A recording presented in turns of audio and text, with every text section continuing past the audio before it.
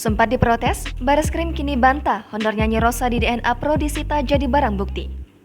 Pro kontra terkait penyitaan uang honor nyanyi Sri Rosa Roslaina Handiani alias Rosa saat mengisi acara di DNA Pro menjadi sorotan. Kini, penyidik Bareskrim membantah melakukan penyitaan. Dirtipi Deksus, Bareskrim Polri, Brigadir Jenderal Wisnu Hermawan saat dikonfirmasi mengungkapkan bahwa penyidik tidak menyita uang Rosa. Ia juga membantah bahwa Rosa mengembalikan uang honor 170 juta rupiah seusai diperiksa Bareskrim Polri.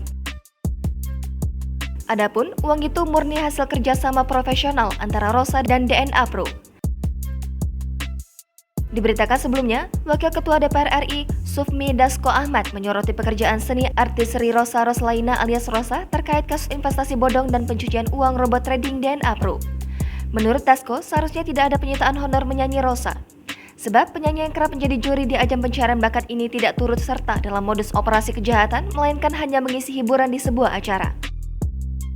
Dasko meyakini jika Rosa hanya ingin bekerja secara profesional dan tidak mengerti apapun terkait perusahaan investasi bodong tersebut.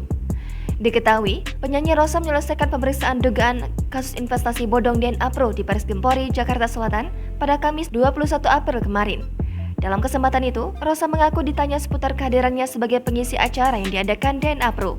Dia kemudian telah memberikan penjelasan kepada penyidik Bareskrim Polri. Jangan lupa subscribe, share, komen, dan like ya!